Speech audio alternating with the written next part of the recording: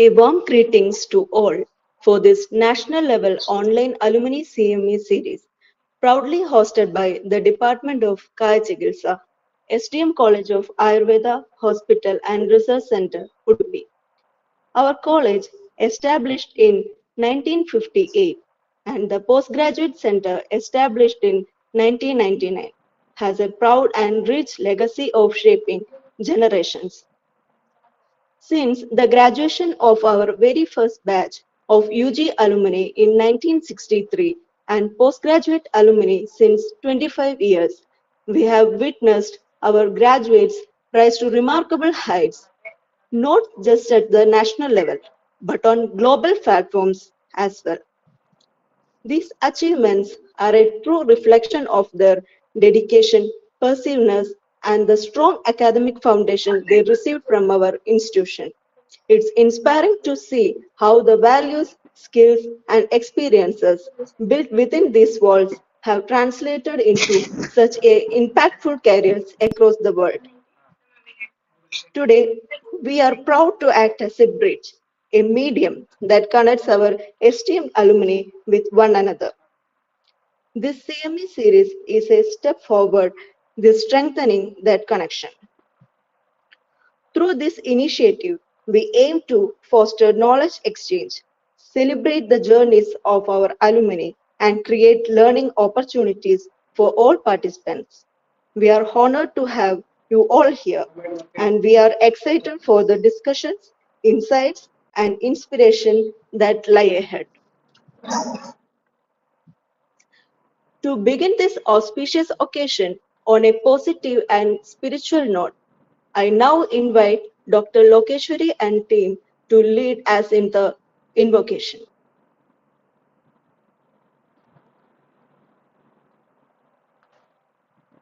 Shambho सुरपूजितकामवैरिन् Gourish Shankara Maheshwar विश्वहेतु Shambho Girisha सुरपूजितकामवैरिन् Gourish Shankara Maheshwar विश्वहेतु धर्मस्थलेषु सकलेषु दयापयोधे Shri Manjunath Guru धर्मस्थलेषु सकलेषु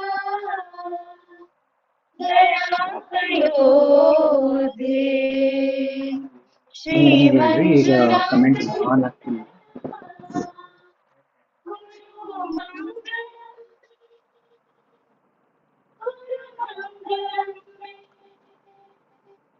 Guru Mangalam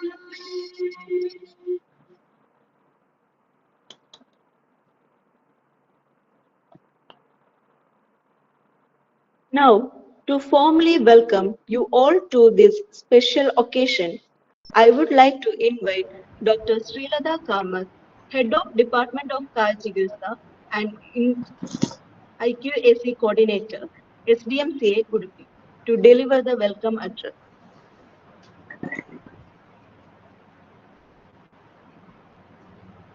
Good morning, everyone. STM College of Ayurveda Hospital and Research Center proudly says, our alumni are pride.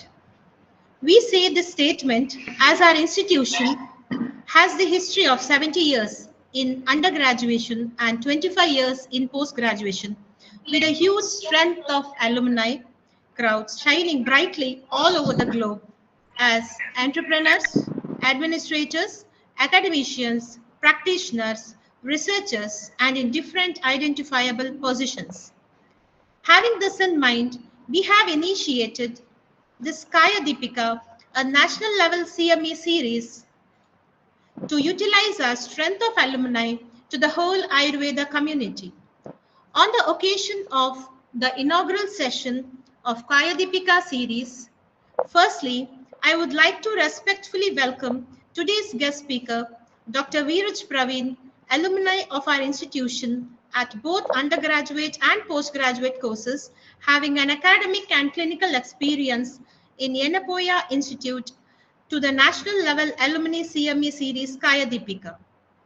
I warmly welcome the president of today's webinar, Dr. Nagarajas, Medical Superintendent and HOD of Department of Roganidana, SDM Ayurveda Hospital, Udupi.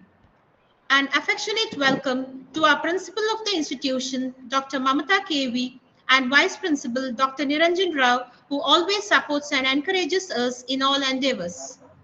I heartily welcome Dr. Shashidhar Kaje, President of Alumni Association, SGM College of Ayurveda and Hospital, Udupi. Also greet Dr. Sandeep Sanil, Treasurer of Alumni Association, who was with us and released the flyer of Kaya Deepika series on Saturday, 16th July. I bid a note of welcome to deans, all HODs, and staffs of this institution who are attending this event. A loving welcome to all the alumni who are attending the event from different far-off places from all states and even abroad. A huge welcome to all the physicians, faculties, and students from different institutions who are eagerly a part of the CMA series Kaya Deepika. Warm welcome to you all. Also welcome you to all the future CME series to follow every month in this event of Kaya Deepika. Warm welcome to you all. Hope you utilize the knowledge and gain the academic and clinical expertise and command in this platform with all the CMEs to come. Thank you. Thank you, ma'am. To officially inaugurate this national level online alumni CME series, I now have the honor of inviting Dr. Shashidhar Kaje, President of SDMCA Udupi Alumni Association, to deliver the inaugural address. Yeah, good morning, everyone. Is it audible? Hello? Yes, sir. Yeah. Good morning, everyone. Dr. Nagara sir is also there. Good morning, sir. Namaste. First of all, I congratulate the KC PG department, especially Dr. Srilata Kamath and the whole team of KC department for taking the wonderful initiative to organize the national level monthly CME series Kaya Deepika, which will feature our expert alumni. The SDM Udupi Alumni Association is happy to join in co-organizing this series. I congratulate Dr. Veeraj Praveen, our alumni, for giving the first talk of the series. I request all Ayurvedic scholars and doctors to make use of this great program. I also take this opportunity to invite all SDM Udupi alumni to the college for the annual alumni meet Prajyoti 2025, which will be held on Sunday, November 30th. Let us reunite and cherish our memories. Once again, I wish the CM program all the very best. Thank you.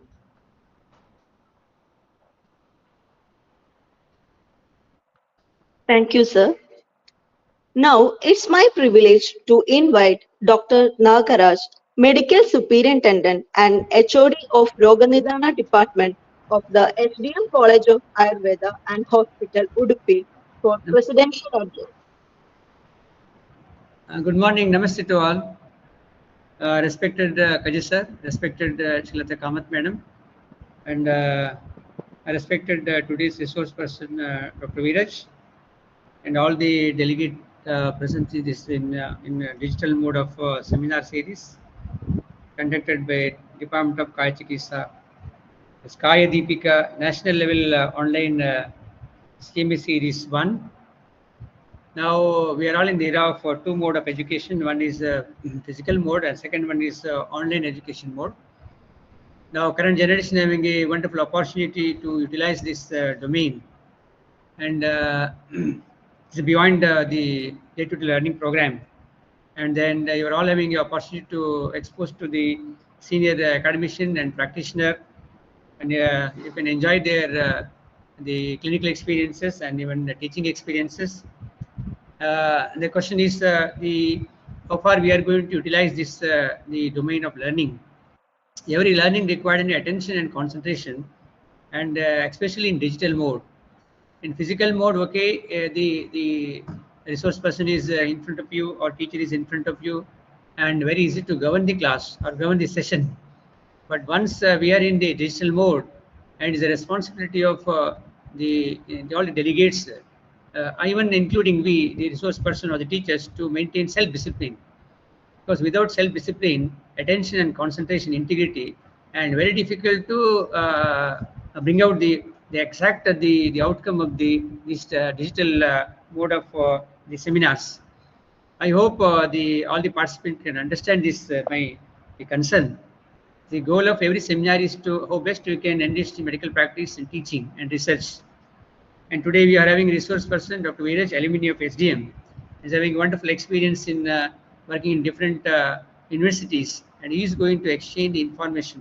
The topic is also that is metabolic syndrome, and we are all encountering metabolic syndrome in day-to-day practice, but we are unable to narrow the diagnosis because of the lack of exposure, or I think lack of reminders now. We teachers also we know about metabolic syndrome, students also knows, but we are unable to arrive at a conclusion of X is suffering from any the metabolic syndrome, even though he's having any the high lipids or the overweight or the borderline the grade 1 hypertension. So we are unable to point out the gentleman is having any metabolic syndrome, and he is a person is going to develop any cerebrovascular, cardiovascular, or the diabetes. So we are unable to prevent this thing. So this is very interesting, and the session today. I hope you are going to enjoy this program, and is a part of now the preventive medicine now, because when we are in the early age of PMS. Preventive medicine means we know only communicable disease. Now, how best we can prevent the lifestyle disorders, especially by understanding in a metabolic syndrome, how best we can prevent, especially in the field of Ayurveda now. I think you are all aware of that the government of India, Ayush Ministry has started promoting in a guidelines, that is the standard treatment guidelines available in this domain. Even they have made the STG for all different common disease, and they have made a mandatory to understand to execute in a respective institution also. Every institution should carries at least in a 10 to 15 patients data of standard protocol made by the Ayush Ministry, and we have to keep that protocol also for further all the even to state government even aid also, central government aid also. It's part of even QC also.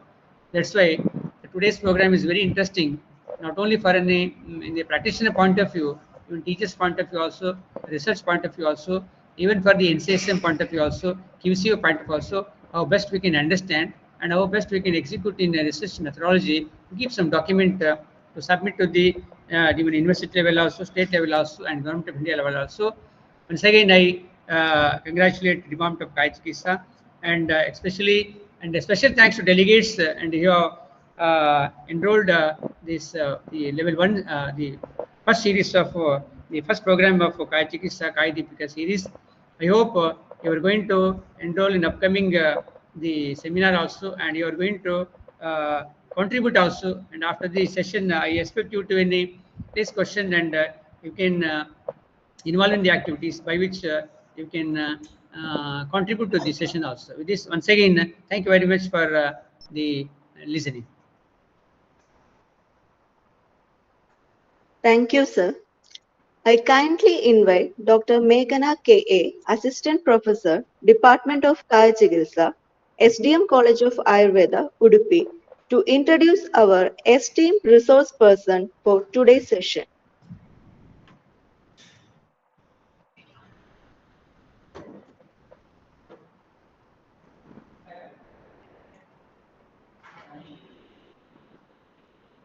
Shri Sharada Gurubhyo Namaha. Good morning, everyone. It is my privilege to introduce Dr. Veeraj Praveen, an accomplished Ayurveda physician, academician, researcher with over 12 years of distinguished teaching and clinical experience. He holds undergraduate degree and MD in Kaya Chikitsa from the prestigious SDM College of Ayurveda, Udupi, and has also pursued specialized training with a diploma in acupuncture. Currently, Dr. Veeraj serves as professor and head of Department of Swastavrita and Yoga at Enupoya Ayurveda Medical College, Mangaluru. His previous academic journey includes notable contributions at JS Ayurveda Mahavidyalaya, Nadiad, Gujarat, and Munial Institute of Ayurveda Medical Sciences, Manipal, where he began his career as a lecturer. Alongside teaching, he continues his dedicated clinical practice through Arogya Clinic, focusing on lifestyle disorders, metabolic conditions, and Panchakarma therapies. Dr. Veeraj has made remarkable contributions with more than 15 peer-reviewed publications in various national and international journals, covering diseases such as dyslipidemia, hypertension, psoriasis, etc. He has also successfully guided several postgraduate dissertations, reflecting his role as mentor for next generation of Ayurveda scholars. His work has been recognized with multiple Best Paper awards at national and international conferences.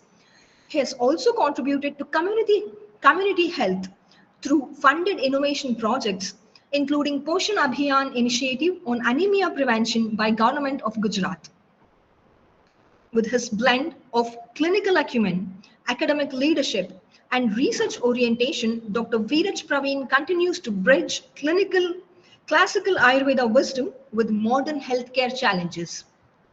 So, we are privileged to have you here with us and we are eager to listen to you. Thank you, ma'am, for the wonderful introduction. Now, it is my pleasure to invite our esteemed resource person, Dr. Veeraj Praveen sir, to deliver talk on metabolic syndrome and Ayurvedic approach. May I request sir you to take over the session?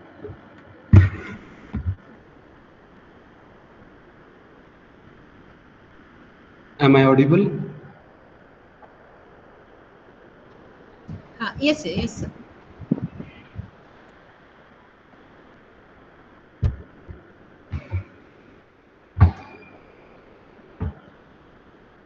Namaste all. Good morning to everyone.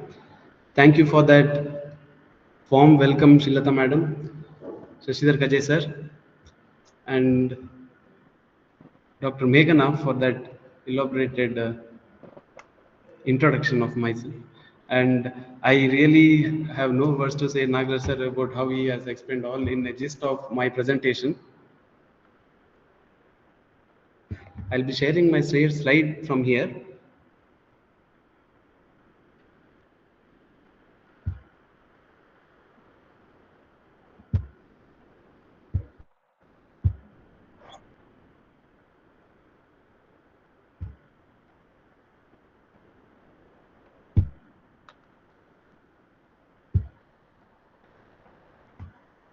Are these slides visible? Yeah, visible.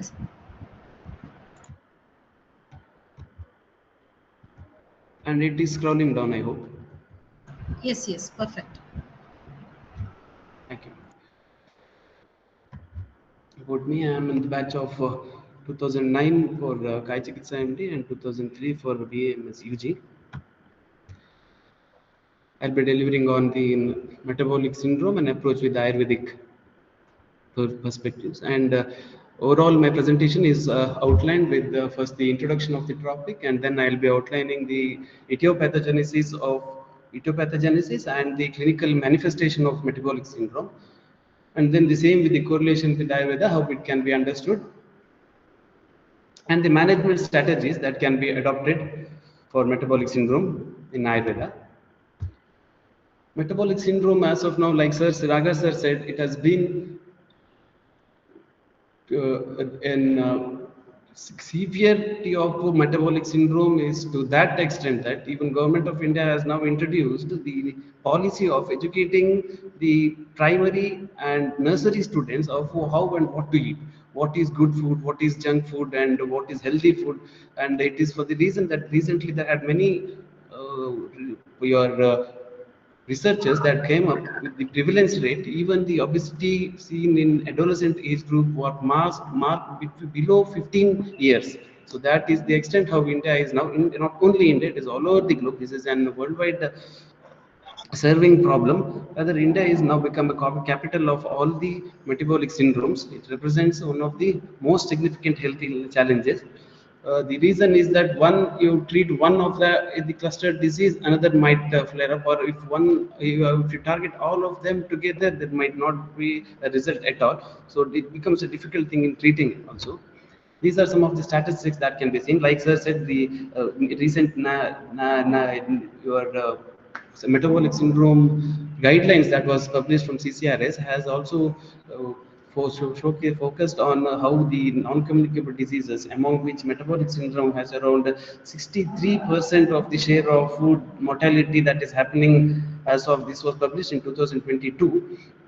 As of the 2022, it was around 63% of the mortality regarding either directly or indirectly to nor the other non-communicable diseases, mostly with the metabolic syndromes. And and Lancet presentation also denotes highlighted that there are a few areas in India where there are too much of cases now are being reported, and you can see the map of it. The highlighted area of red color are supposed to be more than 30 to 30% of cases.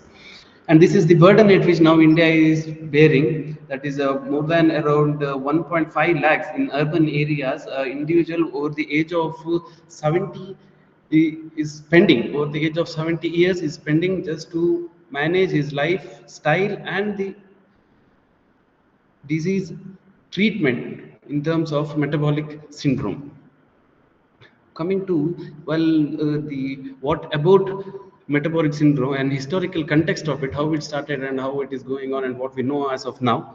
It all started, there were cases, independent cases of hyperglycemia condition, hyperuricemia conditions, but it was in 1920s that Jocelyn Kailin first said that these three might be interrelated. Later on, after 20-30 years in 50s and all, again people, there were scientists and doctors who came up with the directly interrelation between the insulin resistance or the formation of the disease. But again in 1988, it was Gerald Reven who introduced the syndrome X, where he said that insulin resistance is the major problem behind the causation of these metabolic disorders, the interconnection. But the X word was again to denote that they didn't know what actually is happening. They know that all these are presenting together. There is something, insulin resistance is happening, why this is happening. And again further on in 2001 and in 2005, the World Health Organization came up with how criteria have to be made to diagnose and assess this extent of metabolic syndrome now we have. So they came up with the adult treatment panel 3, which has particular criteria to be diagnosed and assessed. We'll be going on with these details. And now, as of now, we know that there is a refined and personal approach. There are more and more research updates coming over with respect to how it can be diagnosed in the initial stage, age-wise, region-wise. There are particular regions which are more prevalent, and particular regions and race itself more vulnerable to metabolic syndrome. So now it is becoming more individualistic approach than taking it as an whole. Now, these are the current definitions and diagnostic criteria that has been put forth from adult treatment panel 3, and most of it we have to either clinically diagnose it based on the physical appearances or physical examinations or with biometrical parameters. What they say is among the 5 criteria, if 3 or more is marked, then he comes under the spectrum of metabolic syndrome. First among them criteria is the abdominal obesity. The waist circumference in men, it should not cross more than 40 inch, and in women it should not cross more than 35. And the second is the triglyceride levels. The markers of lipid levels with respect to triglyceride should not cross 150 mg per dl, or either is under treatment for the same. Third criteria is the low level of good cholesterol, that is HDL cholesterol. in men it should not be less than 40, and in women it should not be less than 50. The direct relation about how the nourishment of other organs will happen, it depends upon how high density lipoprotein carries those protein in them, or either it is low or he is under treatment for the same. The fourth criteria is then elevated blood pressure after monitoring for 3-4 times, or 3-4 times, which should not be more than 130/80 according to the age. Again, it depends upon what age he belongs. Plus 30 plus 40 plus 10 mm of Hg is allowed. Conditions are again have to be taken care of, or either he is an under hypertensive heart. And the last among the criteria is the elevated fasting glucose, which is more than 6.5 HbA1c or 100 mg per DL. So these criteria, either of these three can be present, or more of it can be present, but the blood parameters and physical examinations, they have to be matched up. Again, when they stress about it, they say that there might be a person who is around 6 feet tall, and he has a BMI of more than nearing 30. He seems to be under the obese or overweight spectrum, but range, but he doesn't have the deposition of fat very noticeably around the waist or over the abdomen. It is almost the lean muscle weight that is counted. In those cases, he is supposed to be in a better position when compared to these pear-shaped or apple-shaped personalities. So that is one diagnostic criteria which has been cleared down by ATP panel 3.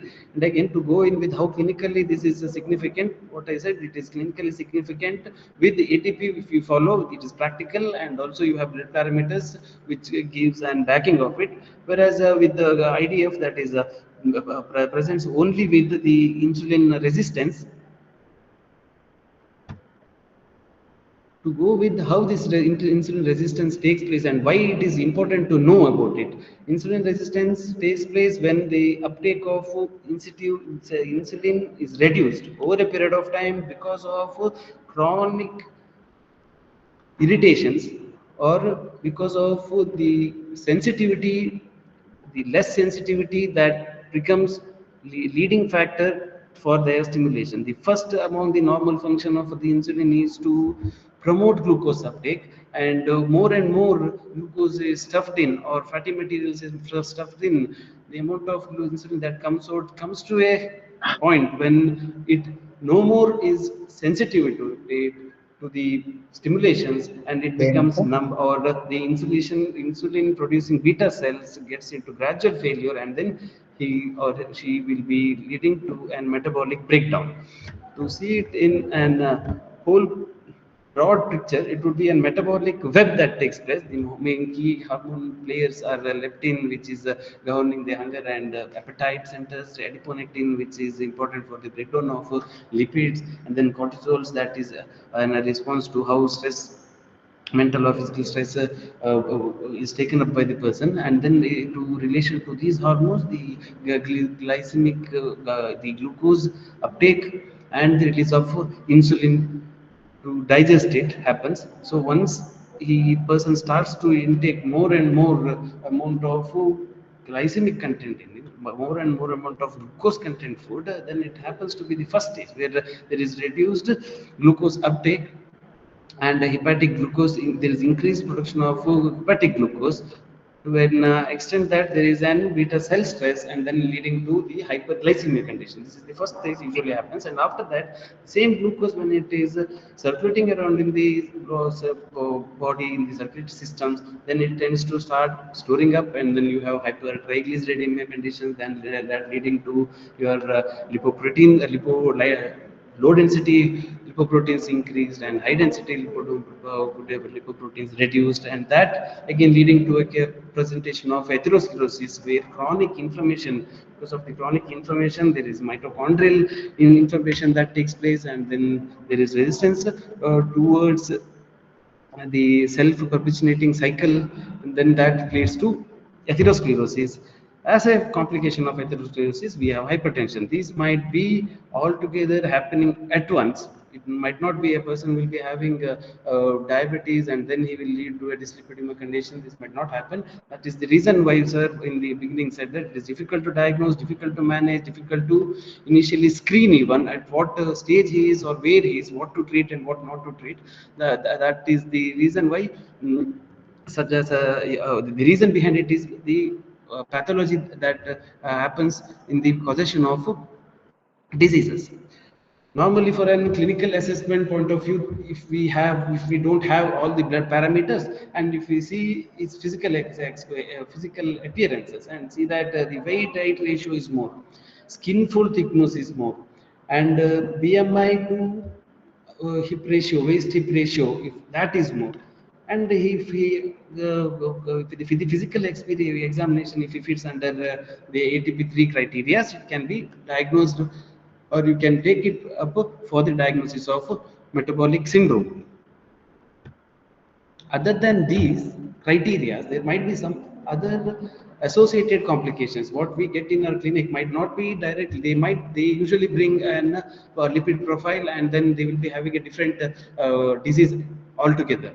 What we now see in our hospitals and clinics is that they don't have evident presentation of any clinical symptoms. They remain, some of the diseases, they remain asymptomatic, and only when the accidental findings might be one of the reason where these diseases are known. So one among the diseases is our steatohepatitis, or the non-alcoholic fatty liver disease. Although he might just have bloating or the small fatigue and malaise as a complaint, but once he takes his whole blood picture, he gets to know, or when the scanning is done, then he gets to know that he might be having fatty liver.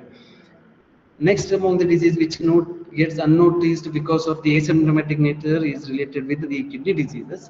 That too, once he has the signs of symptoms of swelling, signs of swelling over the bilateral legs, that is that point when he takes it seriously and gets to know that there is a kidney involvement. And this is one social concern disease where most of them take it a lighter way, or either they don't give more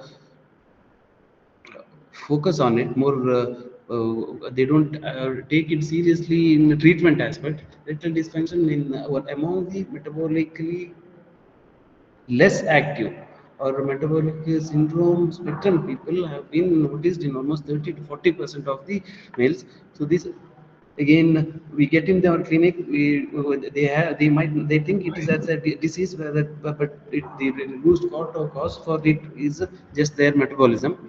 Next, hyperuricemia. This is because of the excessive production of the base metabolism of protein and sedimentation of it in the blood, and presenting with the joint pain, swelling, redness and all, which is we have the diagnosis of gouty arthritis over there, one among the common cases. But again, this also takes period of time. It might be years together when a person has a presentation of uricemia and gouty arthritis. That done with the what we know, or how we can diagnose and how we get the clinical presentations in the modern terms. In Ayurveda, there are different perspectives. We can understand it. One with the what Ayurvedic concepts are, what literature says about these metabolisms, and then what is the samprapti or the etiopathogenesis of it, what are the symptoms, what are the managemental principles. I'll deal all these in detail, or at least few of it in detail. The correlation of Ayurvedic concept have been done in many ways, because the reason is there is no direct reference of metabolic syndrome in Ayurveda. Whenever there is a situation wise and conceptual wise, acharyas have mentioned these pathophysiologies, the changes in certain of the involved dhatus or doshas and their signs and symptoms. So we don't get a direct reference, but we have to understand in different terminologies that is used. And this approach in the science, it is called as the clubbers and splitters. Either you go and see in Amshamsha Kalpana, you go and see it in detail. When you pick one each of it, and you have to correlate with the disease or the pathology of the disease, and then you say that it belongs to, this might be a disease of this origin, particular origin. Whereas in Clubber's point of view, it would be they don't have match up. Individual signs and symptoms might not match together, but as a whole, when two or three major illness are present over there, they send it up to the major to a single cause. It happens with metabolic syndrome. In the initial phases, if just a joint pain comes, it might be gouty arthritis that has been diagnosed. But after that, you get to know that there is increased serum glucose, and also there is increased uremia conditions. And then we have to see it on a more manner and overview out from then eagle's point of view. You have to see it in a more outside point of view. And in Ayurveda, what happens is when these many disease names are being put, Charaka has given a good quotation saying that Acharya Charaka has given good quotation saying that it is Vikaranam Kushalo na Jigyat Kadachanaha na hi sarva Vikaranam navato sidva siti sa eva kupito doshaha samuttana visheshara.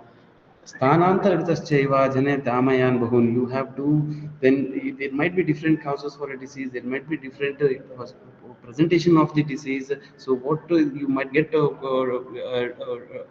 you might get into a confusion of how to name it, or you might get to a confusion of how to treat it. In that case, how you have to go forward is, he says that tasmat vikara prakriti adhishtanantarani cha samuttana visheshasya buddhva karma samachareti. You have to see through what is the basic cause behind it, what is the dosha behind it, and what is the adhisthana, where it is lodged, and then if you treat it, no matter how you name it, the treatment principles will hold good. And such same pathophysiology happens to be presenting in the concepts related with metabolic syndrome in Ayurveda. On all these disorders, we see that Ushmano Alpabalattvena Dhatu Madhyam Apachitam is the major causative factor. That is either the Chaturagni Mandya leading to one particular byproduct that is not absorbed, or the Dhatu Agni is producing some metabolic waste that is not excreted out, or sometimes even there is no nourishment of the dhatus because of the reduced dhatu agni. So all these point out to one pathology that would be termed under the heading of ama, and then that is the cause for those ama are related with Shonita Dushti. In Charaka Sutra, he says that the causative organ factors like that of Madhya or Kshara or Sneha, Thishna, these irritative food content that person takes leads to a phase of Ajirna, and that leading to a phase of Shonita, some Pradushana. And those can be, the causative factors can be again grouped in either with the habit of taking food, the behavioral habit of taking food, or the content of food. It can be the overeating or excessive stuffing it even without the proper hunger, or if the content itself has calorie intake and calorie burned might not be matching together, or a stressful life, an over-exertive life, where again metabolic, but he is not metabolically active. That means sedentary lifestyle is more than 50 or 60% of his whole day. Then that also leads to ama prakopa or ama sanchaya. And then there is manasika karanas. All these factors, what I said about ama production, will have a final product that will be related with Amavisha, because these Amavishas present with an clinical symptoms which is similar to that of Visha. When Charaka Vimana, he explains it about Viruddhashana, Jirna, Shilinascha, a person who is habituated with Viruddhashana, Jirnashana and all, or irregular intake of food and all, will have an ama production in his body, and this ama is termed as amavisha, and this amavisha has its pathological presentation similar to that of the poisoning. And how it happens again, how this amavisha takes place, or what is the pathophysiology behind it, what is the samprapti behind it. Charaka Sutra 16, he explains about what Rakta Shonita Abhishandana is. The Rakta Shonita Abhishandana, or Shonita Abhishandana, is the mechanism in which there is the person when he involves too much of viruddha aharas, viruddha virya aharas, which doesn't get digested, that becomes maha abhishyandi in the srotas.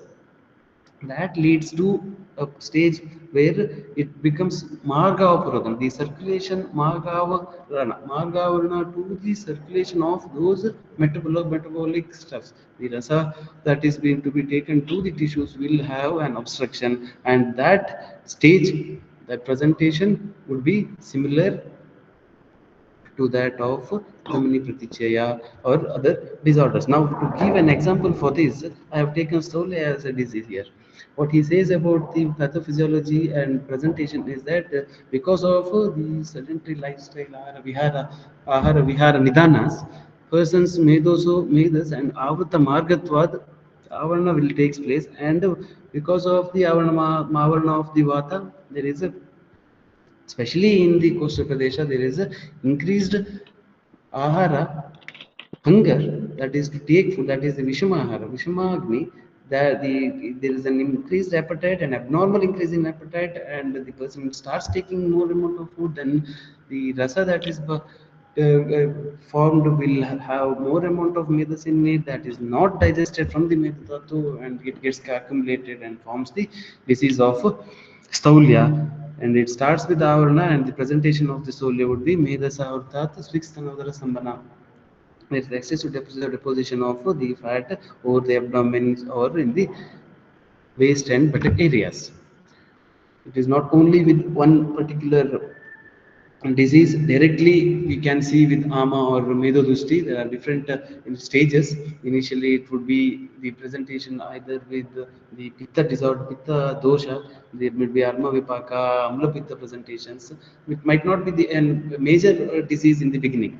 You might, if the diagnostic tools are good enough, then in this stage itself you can stop the progression of the disease. Or when vata pradesh, if the ama is presented in the vata with vata dosha, there might be initial stage of the vibandha, agnisada, chandra, antrapujana.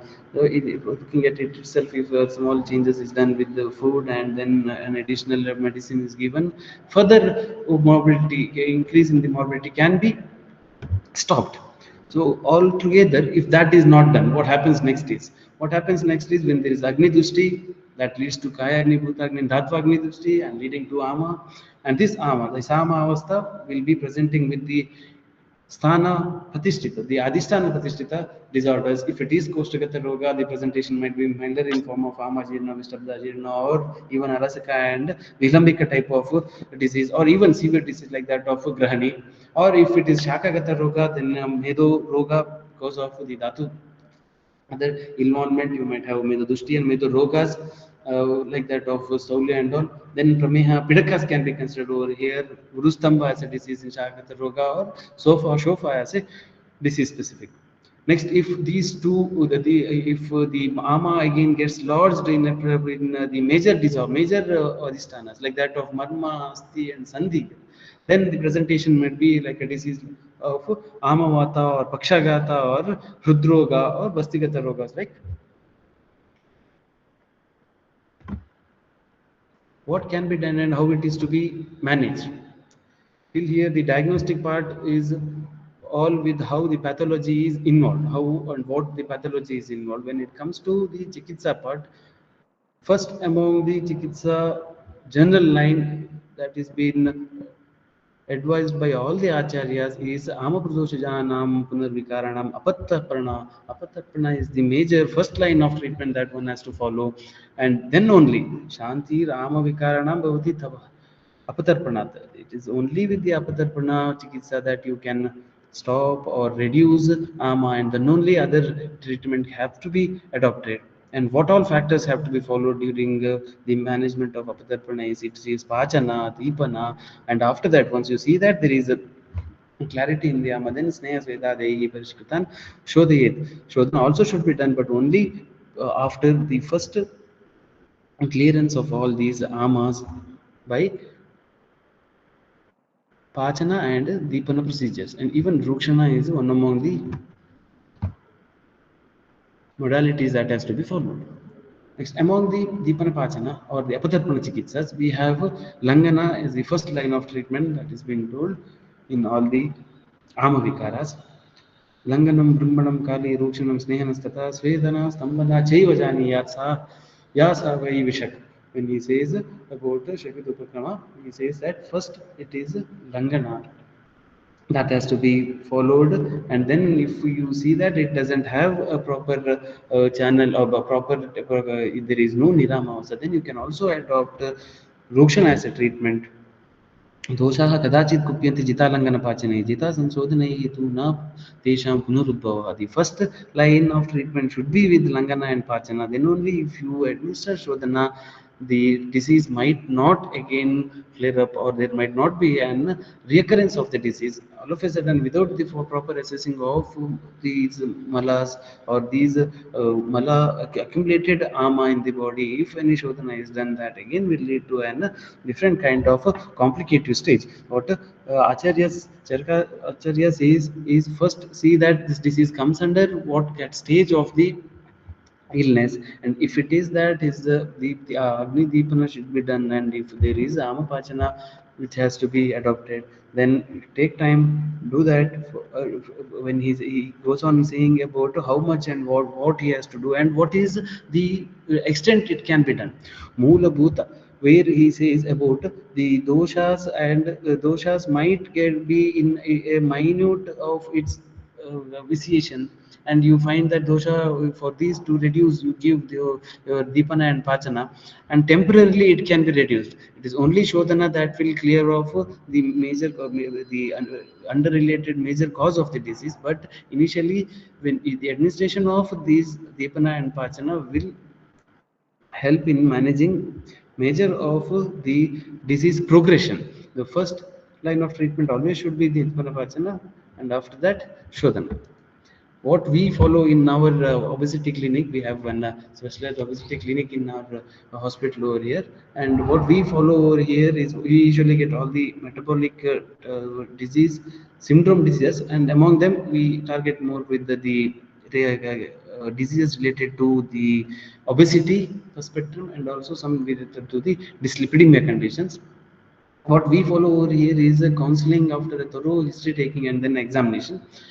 And then this is one among the major part of the treatment, because any patient who is under the behavioral influence or a disease which has an behavioral changes involved, you just a medicine and your prescription for 30 days or 15 2 months will not have anything good result. We need to tell him what the disease is. In case of metabolic syndrome, we actually, more than ever making aware, we try to even explain about the complicated stages that he can end up with, and that that will have a major impact upon what other medicines we are major medicines or treatment we will be planning to do.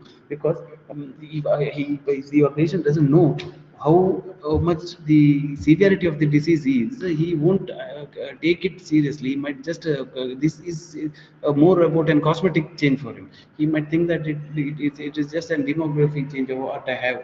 I might be not looking good in my clothes, so I'll try to reduce my weight. I'll try to fit into some size. But if it doesn't happen, he might stop it. He only thinks, or he or she only thinks in terms of looking good. But actually, this is not the case. We here tell the patients about what will happen if the same condition continues. How other metabolic diseases can be a part of a complication of the same pathology. So this part, the counseling part, I think is the major one, major role in managing many of the metabolic syndromes. The root cause is because you need to change the behavior of the person, the lifestyle changes.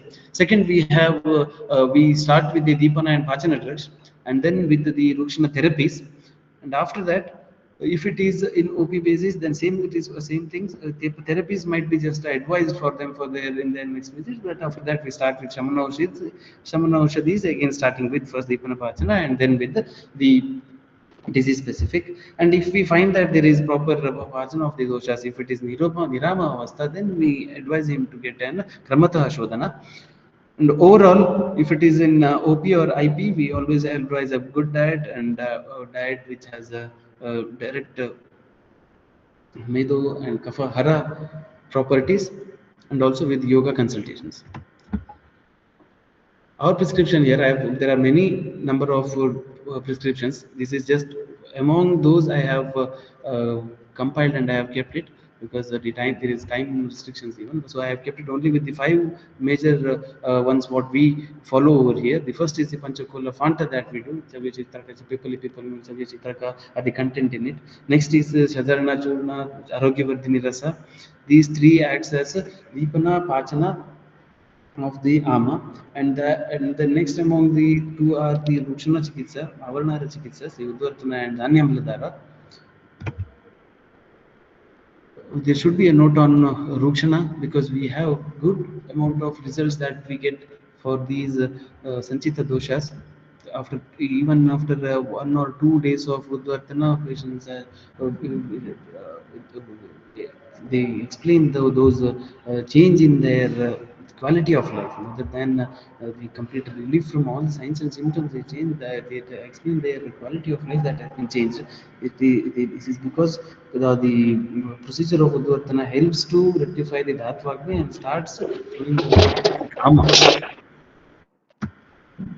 And once there is Nirama dosha avastha, then the chikitsa is related with the Shodhana. Either you have to opt for Kramata Shodhana with Vimana, Virechana, or can also go for Lekan Basti. I have the experience of giving Vamana, Virechana to my patients. I'm not too much of, I'm not expertized with too much of Basti or other Shodhana chikitsas. With Vamana and Virechana, I have seen that when opted for Murchita Krita and Gulchita Kritas, triglyceride among all the amas with the Shonti, it is the lipid profile. What if I consider it as the most common mesodusti that has been that can be diagnosed in the biomarkers. Murjita Kublutikta Kablita has given tremendous results. Even I have seen the triglycerides for more than 700, 800 after a course of Snapana reducing to 300 and all. And then it needs to be again and again repeated. Not one Snapana and one Virechana is enough for there. Again, after a period of time, say around 2 or 4 months, we again come advise the patients to come over and take one more course of Virechana. The order of it is usually we start with Vamana and then Virechana, but sometimes Vamana is not accepted by all our patients. So Virechana is one thing we usually do it on a daycare basis also. First 2-3 days they take Snapana, and then for the upping end they come over and then get admitted, and for all through the next 3-4 days they stay here. So with the Shodhana, I can with my expertise in Shodhana, I can say that Virechana has better result. What I have seen, all the Shodhanas have, depends upon their own experiences. Next, among the Shamana Aushadhis in Sthaulya, the Shamana Aushadhi choices in Sthaulya, and I have taken Shodhana, Sthaulya and Prameha over here, as, because the time constraint, and then there are a list of it. There are 5 or 6 diseases which can be grouped under the major metabolic syndrome diseases. So here for Sthaulya, what we initially do is we start with the Shunti Churna, Vidanga Churna, or Haritaki Churna. This is all, not everything. Either we start with Shunti Churna 3 grams twice a day or thrice a day, or Haritaki Churna, which I have a good experience in doing because my PG research was also on this, so it has a good result of Amapasana over there. Or Triphala Churna for OD, and BD, if it is given for BD also, it is around 3 grams. Or Trikata Churna. Panchakola Phanta is also very beneficial in Deepana Pachana in the initial days. We keep this for 1 week. If it is for the Shodhana indicated, then we keep this for 1 week, or else we continue it for 1 month. And then other treatments, when it comes, it is with the Medo Kafahara Chikitsa. Trifalakukulu 280 can be given 250 grams, 250 mg, and then Falatrika Dikota 25 to 30 ml twice a day before food. Musta Churna can be given, we prescribe it, we give it. Vrikshamla Churna 3 to 5 grams twice before food. Next, among the medicines that is to be continued for months together, these are some of the medicines which we Trifalagokulu, okay, we can continue it for 2-3 months, but Musta Churna and Palatrika Dikota and all, we don't continue for months together. But Vyoshadi Kukulu, we continue it. This again is one of my favorite one because this is my PG drug. This drug we continue it for six months together, and there is good results from Vyoshadi Gugulu. It acts both. It acts as an Deepana, Pachana, because the drugs in them have by enhancing effects also. So it continue. We can continue it for more than 3 months. And then there is a Medo Vidangadi Loham. Medohara Vidangadi Loham. We only give it for a period of 15 to 30 days, and then there is a gap, and again after 2-3 months can be continued. Trishnadi Loham. Asnadi Kashaya is widely practiced over here. Then coming to other metabolic disease syndrome, the disease of Prameha, I've just grouped under it, and I've just tried to outline only few of the medicines for it, because among all the diseases I can at least have Saulya and Prameha, which is interlinked. Once we try to treat Saulya, on the other hand, your Prameha also will be reduced, because we know the Medo Dushti is interlinked. And again, if Medo Dushti of Prameha is treated on the same parallels, your Saulya also will be managed. So here, with regards to Prameha Chikitsa, Sushita's Avasthanusara is well adopted here for us. In the first stage, when we see that he is in the Purrupa Avastha, we start giving him with the Panchakula Fanta or Trikatu Churnas, and then if we see that that is not responding too well, then we start with Chandraprabhavati or Nishamalaki Churna. And then if that doesn't happen, then there is a more prescription of Nishamalaki Churna before meal, 3 to 6 grams, Asnadi Kota for 10 to 15 ml before meal, Kathakaryadi Kashayam 15 to 30 ml before meal. And here this is not single drugs, but it is a combination of drugs. Sometimes with the Brahmana we need little bit of Rasayana and also little bit of Amapachana. So either we club it with the Arogyavardhan Chandra Baba and then Nishamalaki Churna. So that prescription depends upon the person's presentation. If there is and loss of dosha, the loss of dhatus, then you can formulate it accordingly. Vasanta Kusmakar Rasa and Trivanga Basma can be given for a longer period of time, and it has been found we get to a good result through it.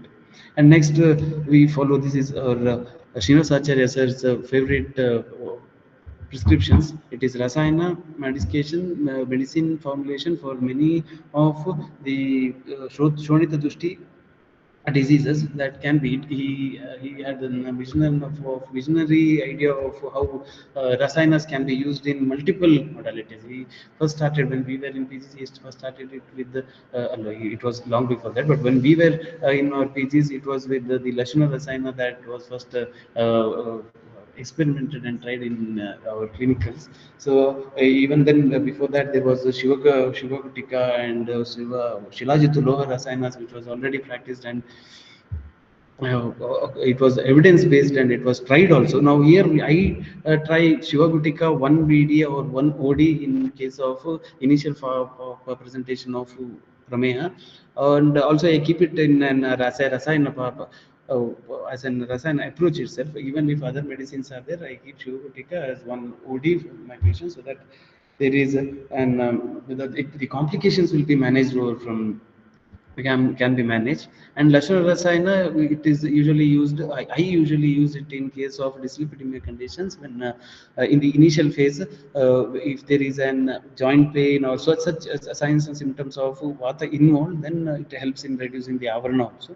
Shiladuturu Rasayana, I have used it in hypertensive cases, but very less, because I have had a little clinical presentation of acid peptic disorder, so it has to be discontinued after 15 days, and again you give a period of time, and then again you start it. So Silacturo Rasayanas I have not tried in many patients, but Shivash Gutika and Rashma Rasana has given good results in both, first with the hypertension, first with the diabetes and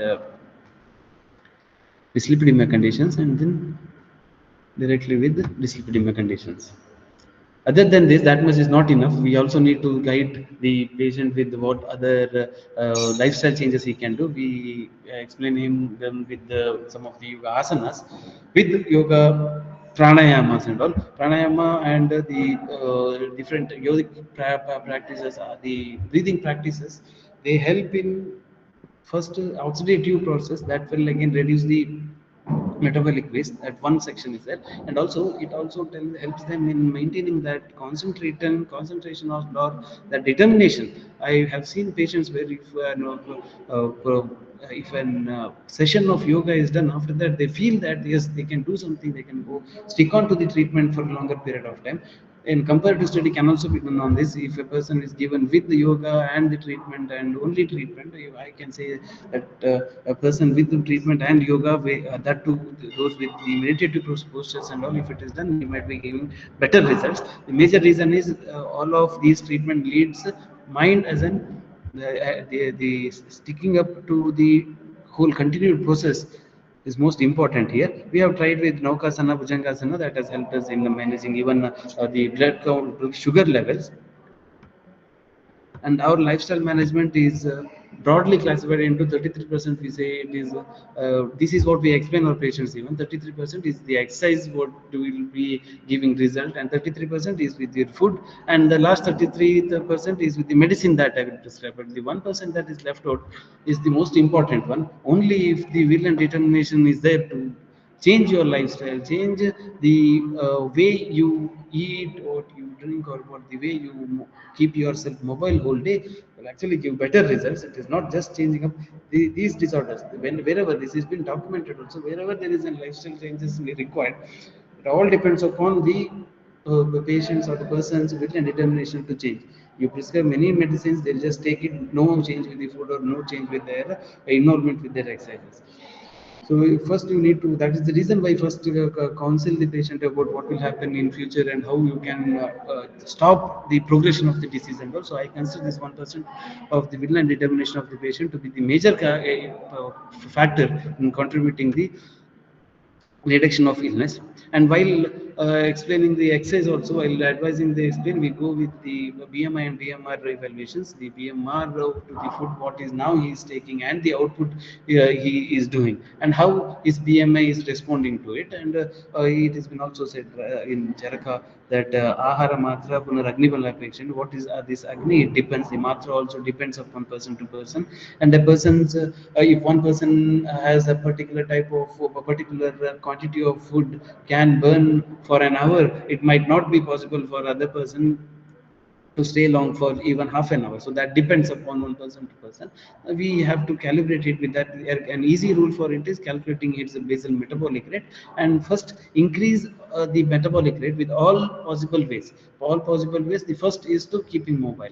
Whatever you do with the food, whatever you do with the medicines, the basal metabolic rate will only be fastened if he is mobile enough, if he is physically mobile enough. This is an hard and fast rule for management of any of the lifestyle disorders. So first we think that we tell him at least he has to keep himself, there are many studies on regarding this, we at least tell him to keep him and he would keep himself active throughout the day for 10 minutes before and after food. That is, before having food, he has to at least have not jogging or too much of physical exertion, but at least a warm walk for 10 minutes, slight walk for 1 minute, have food, and again then walk for 10 minutes. And same thing is again compared, advised for 3 parts of the day, before and after the food, and this has given tremendous result. We have seen that patients who have started just mobile and them keeping themselves mobile for more than 1 hour, they have reduced their weight in terms of first I'll talk just in terms of the weight. They have reduced their weight on an average 2 to 3 kilos per month. So this change will happen. So basically we first try to increase the basal metabolic rate by keeping them more mobile as much as possible. Second is to increase and reduce the content of food that takes time to digest, but rather go with go with those food items that will help in easy digestion, and there is easy excretion also, evacuation of those food materials. That is one way where metabolic rate can be increased, and you have examples of fruits and vegetables for that, easy metabolism and easily excreted ones. common dietary principles what we follow is either the Mediterranean diet and the DASH diet and low carbohydrate diet. Mediterranean diet, yes, we don't have all those olives and nuts, fishes, everything for our patients. A bit luxurious one, Mediterranean diet, but overall globally it is the one is kind of more accepted, and it is the one which is uh, it is the one which has been tagged as the best diet. So it has more, almost 70% of it is all live food like vegetables and fruits, and then you have a little bit of meat in it. So we can't completely you advise them to take all the Mediterranean uh, recipes, but we try to involve more amount of fruits and vegetables in it, and that to live ones like salads and all. Next, we have DASH diet, where it's low sodium and low your fat diet. Low fat and low sodium diet, we directly engage it for the patients who have a diagnosed case of hypertension and dyslipidemia. That is one major complaint what we get from our patients in our to our Pathya section, where everybody has a little bit of salt at least give to us. We'll just add it to it, and it is a very bad diet we give, but it has tremendous result. Within a span of 2 3 days itself, we see that all those your palpitative response to anything, or like a sudden response to those emotional responses and all this, the patients itself initially they complain about the no salt or very bland diet, but after that they say it has cooled up my mind, it has helped me in taking too much taking the resistance too much towards the stress aspect of stress aspect. So that is one thing which has helped, and we follow it. Prescribed prescription, generally we give advise a patient for to be mobile 1 hour a day, and if possible all 7 days, but at least 5 days a week. The dietary component what we have here in our food is yava, we give on 2 times, either 2 times or in the break of 11 o'clock. We have a good paper published on this with barley administration of barley water for a period of 30 days, and before and after blood pictures were monitored, and it was seen that it has reduced, markedly reduced fasting blood glucose. And again we have wheat and puranachali used. One more thing is we start in the morning breakfast, we try to replace it with the boiled vegetables, boiled beans. This is all about my practices. I have just focused upon what I have practiced and how much I have expertise it, and how much ever results I have got. I have not gone in detail with all the theoretical literature that is present, because one reason is we have limited time, and then each of it actually have to be dealt in detail. Like one of the disease from the metabolic syndrome needs to be taken up, and I hope madam and from the department they'll be arranging the same. One disease have to be taken, and then their management, another disease and their management. This is one beginning of all those other representations which I'll be putting as a foundation stone, that all these diseases are interrelated to one major pathology. It is the medodushti. And once the ama that is produced and produced before the medodushti, and then shonita dushti that happens, that has been treated by the Vipana and Pachana medicines, then you can start with Shodhana. And this Shodhana again needs to be again and again repeatedly done. And once that is achieved, I'm sure that it's a long journey. Metabolic syndrome treating it is a long journey. It is not like he comes over there in your OPD and you say stays in your IPD for 10 days and he'll walk free with all his bad parameters. It might only happen for a period of time or a temporary change, but again it starts up, flares up. So it is better if you advise him and more sustainable change in his lifestyle. Starving for longer period will not help. Change the food habit itself, change the type of food he takes, and how it can be adopted all through, rather than just 15 days or 20 days of starving, or that or continuous intermittent fasting. And all after that, all these weight he has lost or changes that has happened in his biomarkers will return as such with the same thing, same way. So we try here to advise here the patients to reach a goal in a period of time. Like if you say them in the beginning itself, it is not 1 month that you are targeting. Might take around 6 months, but keep doing it over a period of time. You will get accustomed to it, and then your whole type of behavior what you have will only change, and that will actually stay.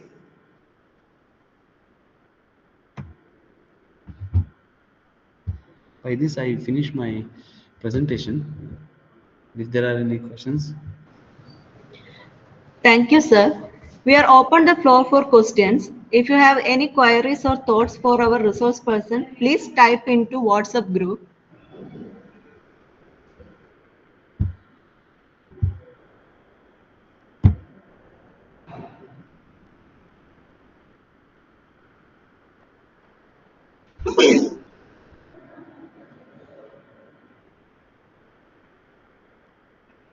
Hello, sir. There is one question. Management in case of obesity that is induced by prolonged steroid use.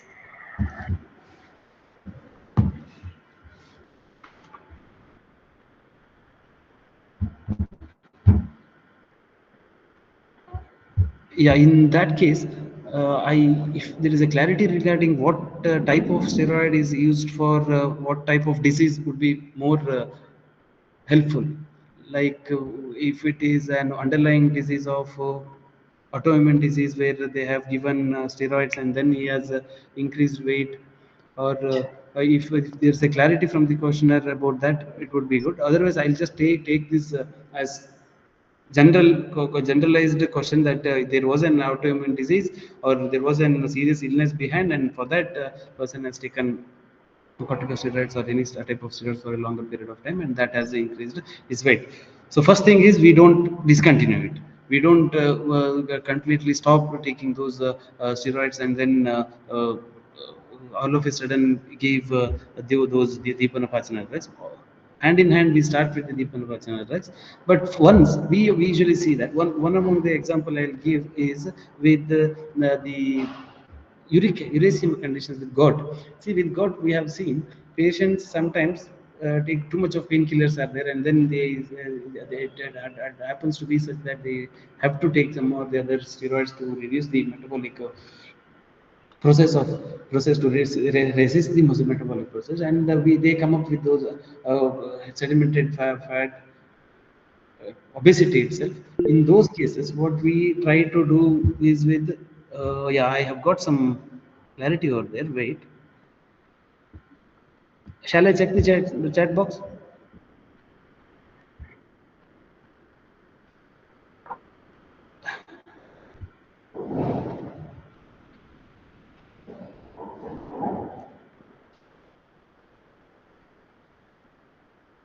Okay, first I'll finish the part what about the steroid and how it can be managed. As of now, what we have the case which I was discussing about was about the gouty arthritis person who had obesity, and that was one of the reason for this obesity was due to and prolonged steroid use, and in that case we had to continue it for a period of time, and then we started our Deepanapachana drugs. Only after that we saw that there is a reduction in the uric acid content, and then slowly waning off those the steroids, and then we have it takes time. It has took around 6 months to 1 year for us to just slowly reduce the content of steroids, but it happens if you all of a sudden stopping of those steroids are not recommended. It happens for a slowly waning, and waning of those steroid practice can be done.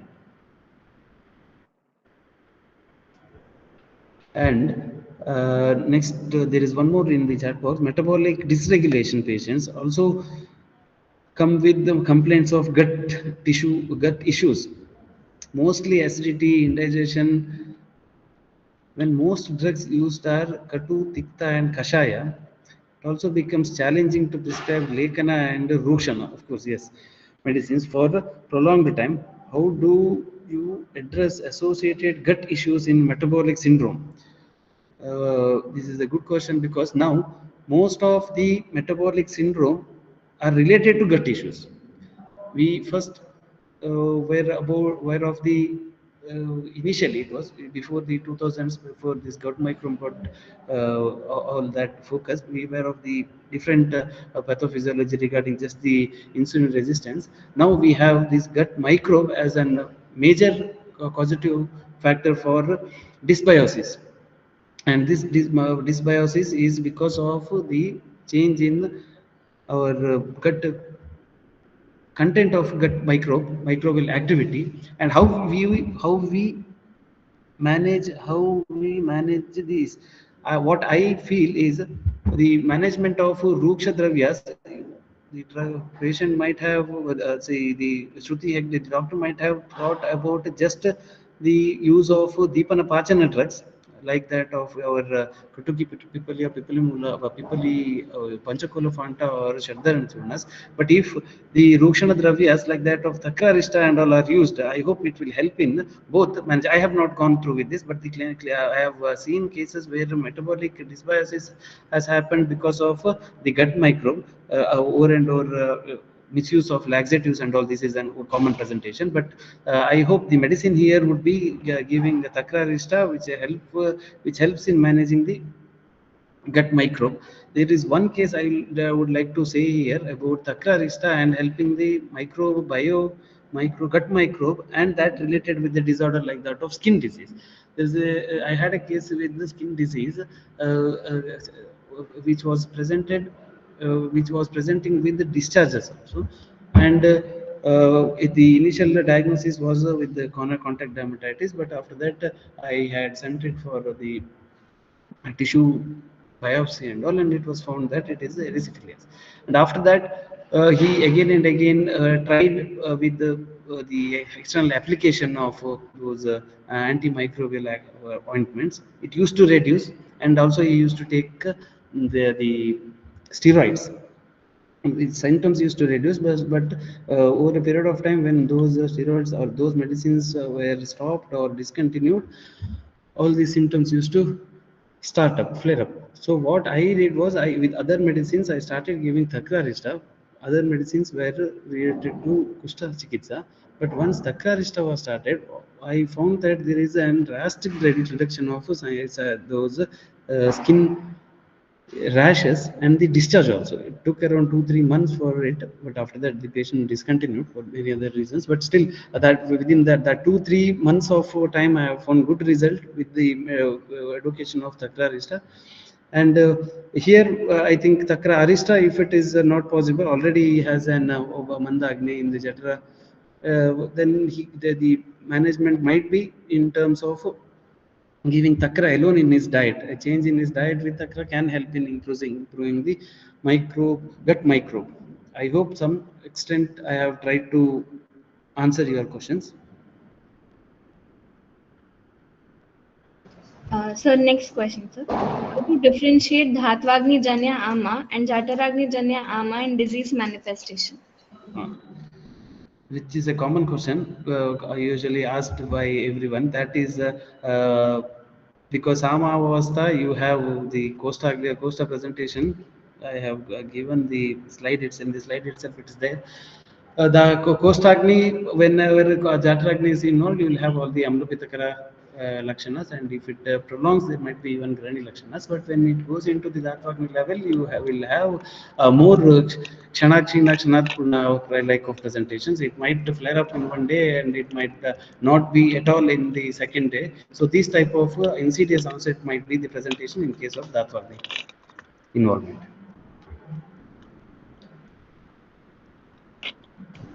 So, next question. You mentioned the use of foods that are light for digestion, but the principle of Staulya Chikitsa advocates the use of Guru Atarpana. Could you clarify this approach? Yes. When I said the Guru Cha Atarpana is the concept of giving a food that is less in nutrition, and it fills up the satiety, and that exactly is the role of fruits and vegetables. Now here, though we in the general practice, our prescription is that once a person has food, after that we take fruits. Now, when we advise for food or any dietary changes, including fruits and fruit, no, we stop taking. We advise them to stop taking that meal itself. That means to say that if he is taking fruits and vegetables by 7 in the evening, then we don't tell him to take anything after that. So, if this type of changes, if it is done, it won't be too much heavy for digestion, and it also acts as Guru Tarpana. And those fruits and all do have a different type of I hope you might be aware of it. The type of fructose and glucose present in it is different from what you get it from the food of glucose of rice or wheat and all.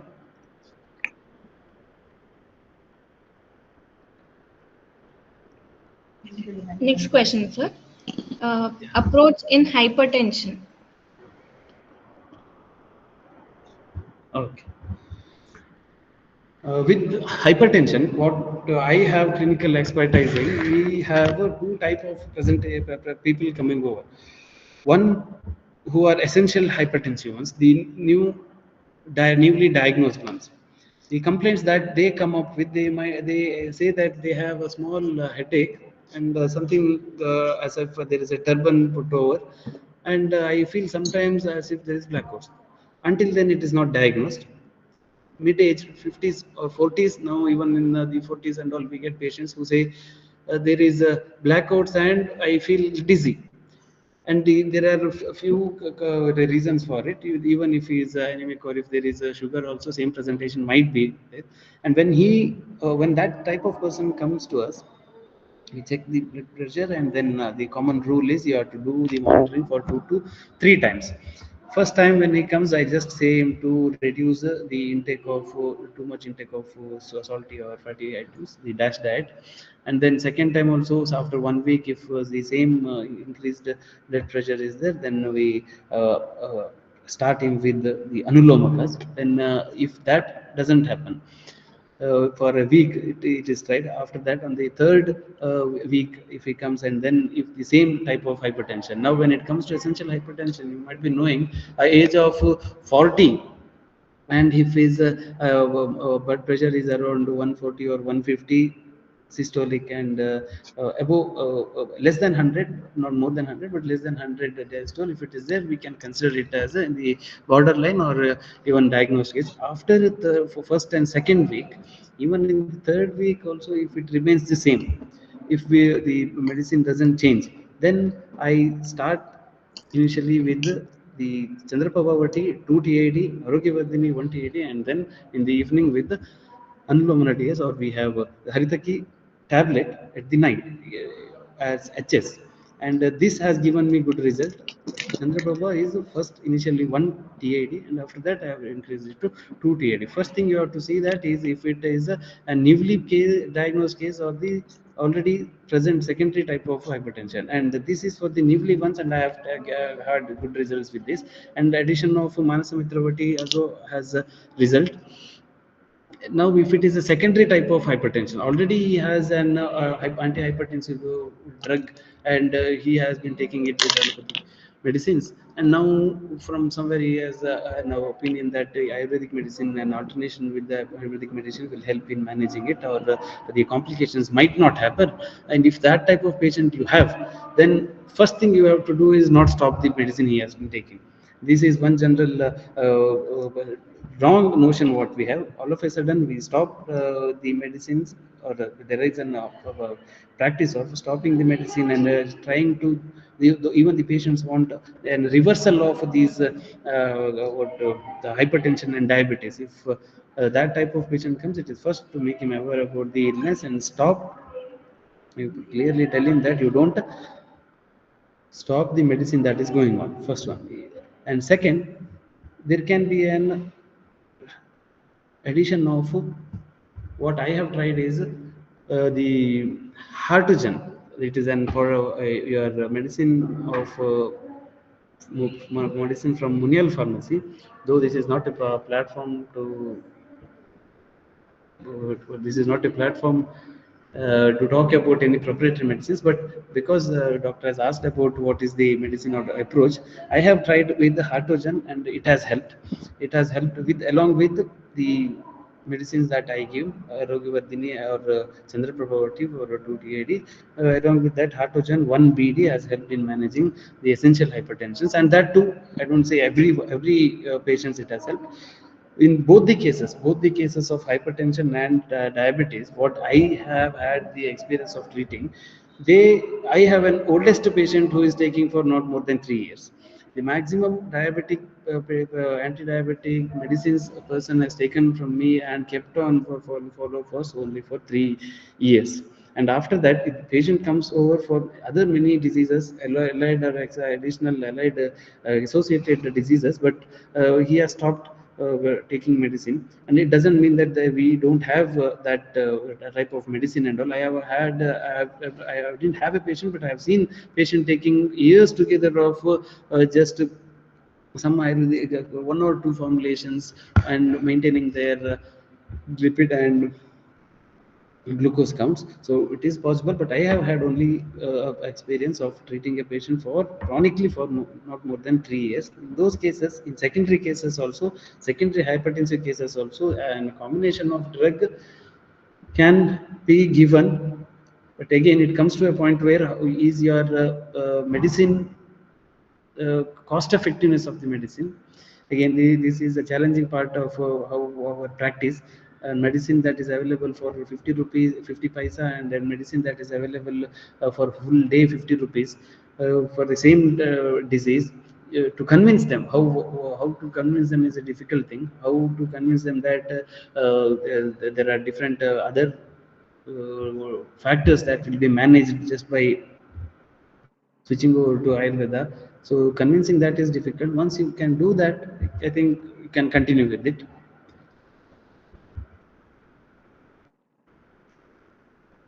Next question, sir. Approach of treatment in case of Krisha Pramehi and type 1 diabetes.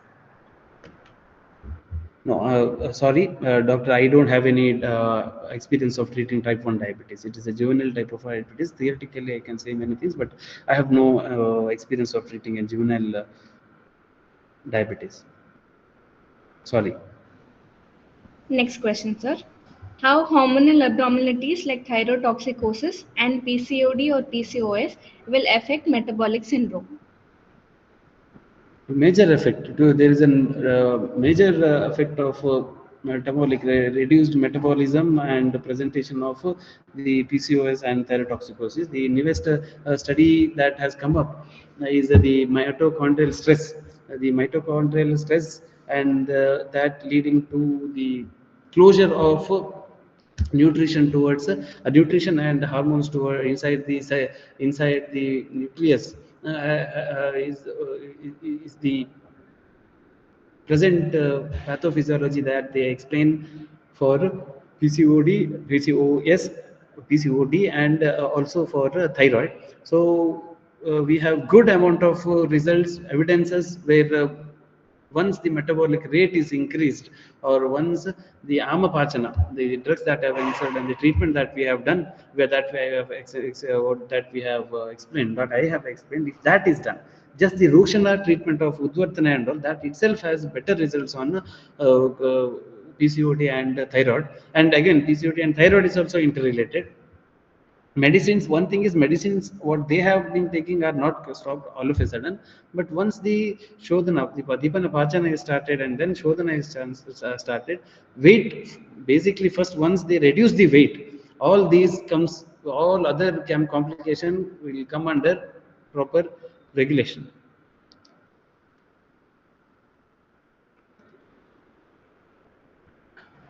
Next question, sir. Can you put highlights on approach in metabolic disorders affecting fertility? I have seen 2 or 3 cases where the infertility was presented because of azospermia cases, and then in those cases we saw that HDL count was reduced, And after that, once the Snehapana was done and Virachana was done, the blood parameters showed increased HDL, and then after a period of time, say when they had Virachana for 2-3 months, 2-3 times, and then they couple conceived. So it has direct effect.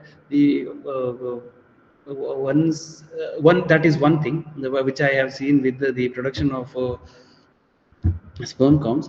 Second one, what I have experienced is about erectile dysfunctions. That has direct. I have seen cases where and metabolic rate when it is increased, erection, their penile in erection time, and this has increased.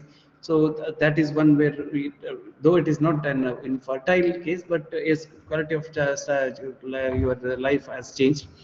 Then with the PCOD related infertility cases, obviously metabolic rate when it is changed, and then when you treat PCOS, ovulation, everything gets regulated and it is treated. I have not treated any PCOS cases with infertility. I have only treated 4-5 cases of infertility for the last 13 years of my clinical experience, and most of them are with the either reduced production of sperm or reduced motility. And in both all of these 3-4 cases, I have tried with the Snehapana, and two of them I have got result. Snehapana Virachana will help.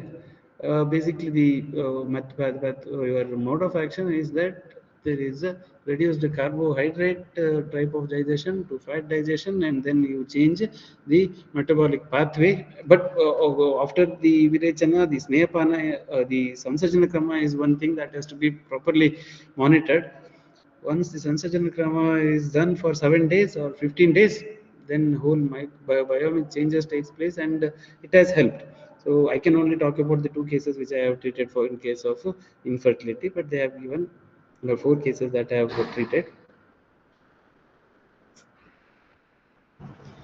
Next question, sir. Can you explain about your understanding and the management of thyroid disorders, hypothyroidism and hyperthyroidism? With hyperthyroidism, the whole point of thyroid metabolism, we have it under the spectrum of Dhatvagni itself. So treating those thyroid disorders, I have not done. Again, I have to admit it. I have not done any treatment related with thyroid. I have done the Virachana for it, and then results are there. But again, the problem is you give the regular treatment of your Kanchanara Gugulu and Nityananda Rasa for 2-3 months. There might be a little bit of change, and they stop it initially. But again, after that, it starts over 2 to 6 months. Again, there is an recurrence of same TSH and T3. As far as I know, with the stress factors involved in it, you can't completely treat just with medicines. There needs to be behavioral changes. With theoretical concept, I'm not that very strong with what metabolic changes takes place, and with what Dhatvagni changes will take place.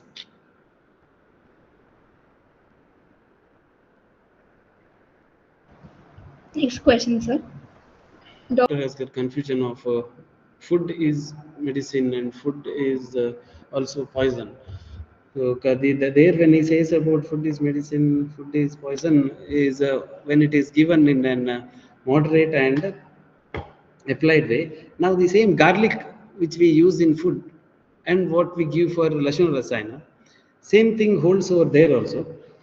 It might not be more practical when you give 50 grams of garlic, because as such you just need what 2-3 garlic of maximum 5 garlic roasted for to give a scent of it, or just that your flavoring content in your food.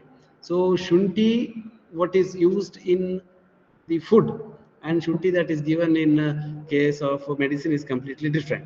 The way it acts and how it is given is different. But the doctor who asked the question, the doubt from of the doctor was that if 50 gram is taken or 15 gram is taken. So what I have experienced is a shunti kashaya, shunti churna can be given is 3 to 5 grams BD, not more than that. It is not 50 grams, but confusing it with the concept of food, what they add shunti and with the medicine is what I think is basically foundationally different type of metabolism. Like I said, the example of your lashuna. Lashuna, when it is taken with food, it has a different type of action, and when it is taken as a rasayana, it has a different. So shunti churna for 5 to 10 grams BD, I don't think it has too much of side effects, or it is acceptable, and we give it. We give it 5 churna 5 gram BD is accepted and practiced. 50 grams. Sorry, what was it? The doctor was asking was about 50 gram or 5 gram? Sir, 50 gram. 50. If it is mentioned in my presentation, it might be wrong. 5 grams. No, sir. I'll repeat the question, sir. The user asked, Doctor, you said use of shunti churna 3 to 5 gram for amapachana. In real, we use raw shunti more than 50 grams in one single paneer butter masala. So practically, does 3 gram work as pachana, or should we change our plan of amapachana? No. I think the paneer butter masala recipe might be have to be changed, or the consumption of whole paneer butter masala. If it is for an whole this thing, it is given for a family. I don't think everything is taken from the single person in the family. It gives in divided dose. So I don't think any problem is there with what the prescription of a dosage of 2 to 5 grams is. Next question, sir. A role of Rasayana medicine in metabolic syndrome management. Rasayana medicines, I have 3 medicines which have been practicing, which I have been practicing. One is Lashuna Rasayana, Shivagutika, Shivalo Rasayana, Shigajitu Loha Rasayanas. Among them, with my practice, what I know, even your Chandraprabhavati also acts as a Rasayana Dravya, but we give it an just 2 BD dose continuously. And some of the Shiva Gutika, once the prescription is around 1 BD and 1 OD, but I give it as half BD, and it can be continued for months together, even years together. I know some of my patients taking it. There is no any harm in it. Other rasayanas, what I have mentioned is about Lashuna Rasayana. The classical way of what sir used to say is not that acceptable. So we have reduced it for the Rasayana dose of 2 TID now. First it was 4 BD, now we have made it into 2 TID, but it is continuously been prescribed and my patients take it. There is no any harm in it. These 3 are the rasayanas which I have used. Other rasayanas, I think some loha rasayanas can be Ayurvedic rasayanas can be taken. Even Pando in your yoga, Rajagugula rasayana is also been practiced. I don't have any expertise in prescribing those rasayana therapies. Next question, sir. Approach of treatment in case of Krisha Pramehi. Krisha Pramehi, in the sense if he is to be given Brahmana or not, or I think that is the if they are asking about that, if Brahmana is to be given or not.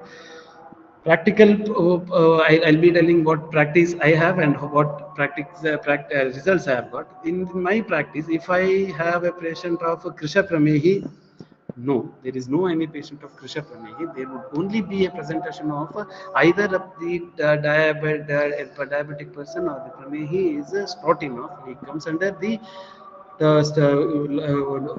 section of being obese, or he is normosthenic. A completely emaciated person or Krisha type of person with diabetes, I have not treated, I have not seen. But in a person who has the normosthenic build, in him, my approach is that the regular food what he is taking, he has to just stop it or make it into half. Whereas when I treat a person who is stula, Pramehi, in him my approach will be addition of some other food diet itself, wherein you either add barley water or you add oat ganji or you change it with there is an addition of some metabolic stimulants, whereas in case of Krisha Prami or say normal Samasamanana person type of person with the Prameha, I don't tell him to completely go for Brahmana. In the classical thing, it is mentioned as Brahmana line of treatment has to be followed, but I don't know. I have not practiced in those lines. Just the total intake is to be reduced to half. That has given results.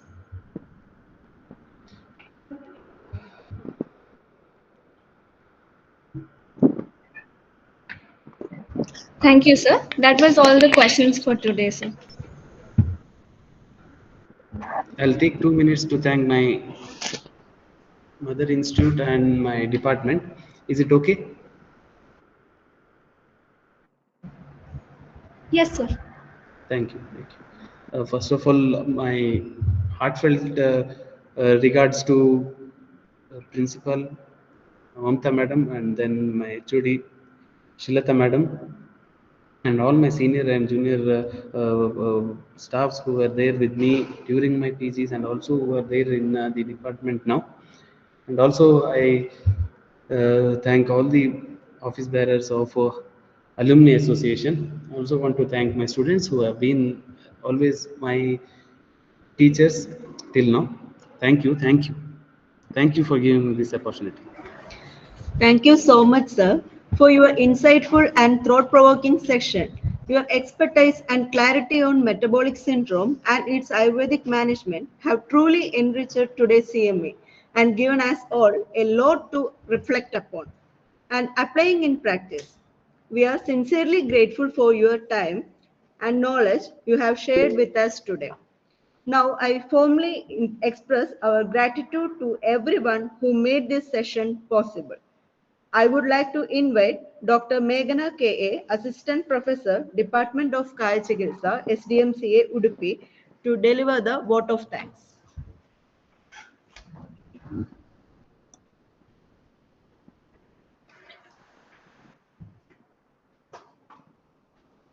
I take this opportunity to present the vote of thanks. I express my heartfelt gratitude to Dr. Mamata KV, Principal, STM College of Ayurveda, Udupi, for her continued encouragement and support. I thank Dr. Niranjan Rao, Vice Principal, STM College of Ayurveda, Udupi, for his guidance. I express my gratitude to Dr. Nagaraj S., Medical Superintendent, STM Ayurveda Hospital, Udupi, for his blessings and guidance. I also thank Dr. Shashidhar Kajay, President, Alumni Association, for his kind presence. I thank our resource person, Dr. Veeraj Praveen, for accepting our invitation, dedicating his time, and sharing his vast wisdom with all of us. I thank all the delegates whose immense response has solidified our resolve to continue with this series. I thank our PG scholars whose tireless work has made this CME possible. I thank our HOD, Dr. Srilata Kamath Madam, and all my colleagues for their support. Delegates, please note the coordinators for the e-certificates and the details of the coordinators for the e-certificates will be posted in the WhatsApp group. So please be active in the group. And thank you, everybody. We will all meet in the next edition of Kaya Deepika in the month of next September. The dates will be announced soon. Thank you.